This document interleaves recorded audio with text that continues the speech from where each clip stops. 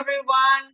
Uh, Welcome to the Global Council Network podcast. I'm Elena Georgiou. I'm a Global Survivor Ambassador, Global Changemaker, gender-based violence expert, co-host of the Miss Texas Show, author and winner of the International Book Awards and Humanitarian Award, and Feature Storyteller Award. I'm also the Global Council Network's founder. I started the Global Council Network initiative in 2023 to bridge the world and join the forces to end abuse. I'm aiming for 195 countries. So far, have reached 28 countries in February. I'm also the host of the Global Council Network podcast. Through this podcast, you will learn the story behind our active members, advocates, community leaders, change makers, fighting to end gender-based violence, early child marriages, and teenage pregnancy, child sexual abuse and trafficking, and many other stories. These are real stories that are happening today in the fast-growing society. Today, we're going to discuss about rape culture and Eli Ann's organization, Hope for a Better Tomorrow, promoting gender equality. Eli Ann has a bachelor's in education. She's the founder of Hope for a Better Tomorrow. She organizes charity events and in-house training for volunteers. She's an emerging leader of the Young African Leaders Initiative. She was awarded as a gender activist by Victoria International Media Merit Awards. Her advocacy focuses on ending rape. She was accepted as one of the 300 women with the knowledge and skills to end inequalities. She's also a grantee on the project for reducing sexual gender-based violence. Rape culture is a setting studied by several sociologists, with many theories behind it, which rape is normalized due to societal attitudes about gender and sexuality. Behaviors commonly associated with rape culture include victim blaming, shaming, trivializing rape, denial of rape, refusing to acknowledge or harm caused by sexual violence, or some combinations of these. So, Eli Ann, welcome. I'm so excited that you're here, and welcome to the Global Network Council Network. And Eli Ann is an active member. Thank you for joining us. Thank you very much. Thank you very much, Georgie. I am happy to be here, and I thank you for the very brief introduction. I am called Tembeng Eli Ann. I am a 28-year-old young leader from my community. I am a survivor, a proud survivor at that. I run an organization called Hope for a Better Tomorrow, where we out to partner for the attainment of the Sustainable Development Goals. I am a 2020 Women Deliver Young Leader, where we are out to promote gender equality while fighting for sexual and reproductive health and rights. With Hope for a Better Tomorrow, we work on the 17 Sustainable Development Goals, but with promoting gender equality at the center of it, because while fighting hunger, we are promoting gender equality. While fighting against poverty, it has to do with gender equality. Promoting good health and well-being, promoting quality education, all is to see that we have gender equality in our communities. And with that, Hope for a Better Tomorrow, through fighting inequalities, has focused on ending rape culture in our communities, has focused on educating the community to understand what gender-based violence is all about. This is because we came to discover that a lot of these things happen in our community because there are ignorance of that being a crime. Yes, we say ignorance. There is no ignorance before the law, but that is the reason why Hope for a Better Tomorrow is out there to give out education. Education primarily on social media, but we also use the medium of radio stations. We go to communities, we carry out awareness raising campaigns. We also go to churches where we talk about gender equality. We also talk about gender-based violence, making our community to understand what gender-based violence is all about, making them to be able to identify cases of sexual gender-based violence and where to report those cases to. Hope for a Better Tomorrow also works on ending period poverty, ending period stigma. Since the coming of the COVID-19, we came to discover that there is a lot of women or adolescent girls that are suffering from period poverty. When the Anglophone crisis just started in Cameroon, that's in 2016, late 2017, we heard stories of adolescent girls and women in general that had to catch their flow with soft grass. Like they had to cut off grass and place them the way we place sanitary pads just to catch their flow. This didn't go down well with us. So in 2020, we decided as an organization that we will reach out more to these vulnerable communities. And during our first year, we reached out to 75 adolescent girls and young women in a seaside community where we gave them education and we gave them menstrual kits. In 2021, we embarked on another journey, now going to where the heart of the crisis was. That's in Bangui. We reached out to another 75 young ladies. And last year, we reached out to 100 young ladies with menstrual kits and menstrual lessons, and with gender-based violence and comprehensive sexuality education being the core for our organization, we also have to carry out education on this. And at the end of the day, we awarded prizes to those who were more participative. This year, 2023, we plan on taking the impact further.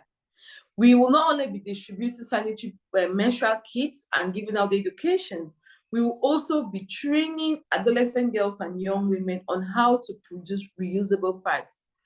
With a recession now in the country, and also with how things are getting tough, we have to manage our resources. That's why we think giving out these lessons on production of menstrual kits, especially reusable menstrual pads and hand bracelets, will go a long way to sustain period education.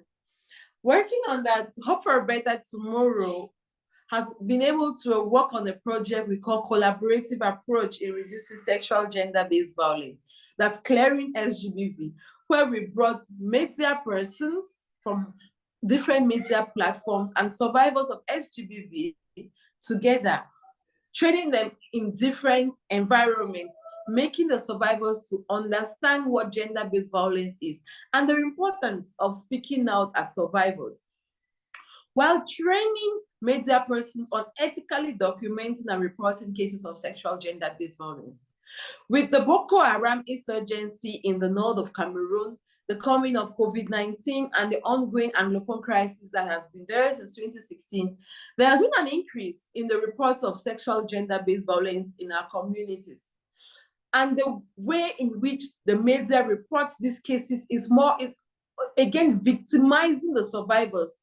You hear of cases like, okay, this lady by name was raped at this place at this time. This is how she was dressed, and because of the rape act, she went unconscious. We never get information about this person. Either Mr. A or Miss A was the person that raped and had been caught, or the person was dressed like this and raped this person and is now in police custody. We get more of the information of the victims, of the survivors, and no information is being sent out there about the perpetrators, which is not supposed to be the case. Because if we keep doing that, we see that survivors will continue facing stigma, survivors will keep going through depression, survivors will remain at a post-traumatic stage disorder. So with this training, we believe it went a long way, because after the training of survivors, we now have most of them talking about their experiences. We have reintegrated them in the community. They feel comfortable now to sit amongst people. The media persons are also giving us reports that because they aired this news, or because people read about this story from their platform, because we gave them a platform to have one-on-one interview sessions with the survivors as a practical part of their training, to ask the survivors about their stories, to document and report their stories.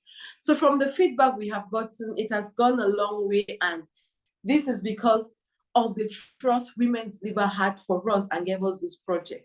So this is just our main project as we keep day in, day out We keep educating people on gender-based violence using the media, social media, Facebook, Twitter, Instagram. Thank you very much.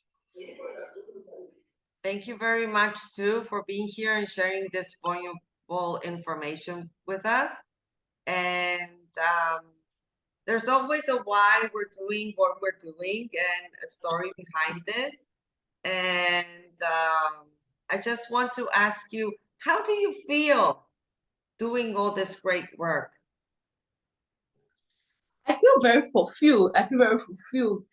The community I come from, we are being expected that after we get through secondary school, we get to the university, you write exams into the public service and become civil servants. But unfortunately, I had to break that chain. After the university, I had to volunteer for an organization, and after a while, going for the yearly program and coming back, I had to start my own organization with my friends. This is not something that is common in my community. So it has been very fulfilling, but it comes with a lot of bumps because your family is expecting you to give them back money, have money, take care of them. There are a lot of expectations, but you can't meet up to that because when you're renting services in the community, you don't expect pay from anybody.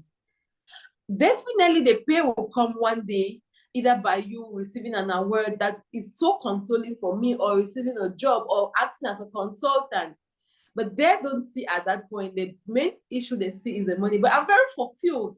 When I go out there, I see a survivor, I'm able to talk to her, I'm able to share our experiences.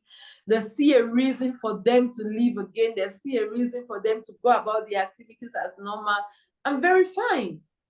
I would say one of the best moments I've had in my life is the 3 days I spent with 20 survivors. Survivors of different backgrounds, different stories, ranging from domestic violence to child marriage to intimate partner violence. I shared my story with them, heard their story, we played, we laughed, we cooked together. That has been one of my fulfilling experiences I've had in this field. So with what I do, I'm very fulfilled because the smile I put on the faces of others can't be measured with money. You can't compare that with money. So I'm very fine, I'm very fulfilled, hoping that as we go along, things get better, more financial doors are opening so that we'll be able to reach out to more survivors of gender-based violence. Absolutely, it's going to get better. We have the network now, and we're going to work together to end this. And a word that comes to my mind when I hear the word rape is like, in my mind, I see like a word revenge. What kind of consequences in our mental health regarding anger, revenge, and pain in general that rape victims face? Because from the perspective of gender-based violence, I can see that a lot of victims feel pain, anger, and kind of revenge towards the perpetrator that has done them harm. And what are the consequences they're facing? I mean, from your involvement, from your organization, I mean, is it hard for them to pass this kind of feelings and free themselves, I mean? Yes, it's very difficult. It's not an easy thing. It's very difficult for all of them. Before talking even about others I'm working with, growing up, I had that revengeful act in the revengeful thought. Like one of the people who raped me, I kind of continuously saw them for 5 years because it was family. And at the back of my mind, I was like, one day, for me to gain peace of mind, I have to kill this person. That was the thought I had in my mind back then. But I had to go through, the first time I opened up, I spoke about my experience and I got in contact with other people. I learned I had to suppress that feelings so that I should be able to help others. Because when you're angry, nothing good comes out of you. You will not be able to help others. So with those I've been working with, I came to discover that they have this withdrawal syndrome from the society. They don't like to mingle. They don't like to talk to other people. they have trust issues. They have issues being around people, because what if this person I'm going close to carry out the same act on me?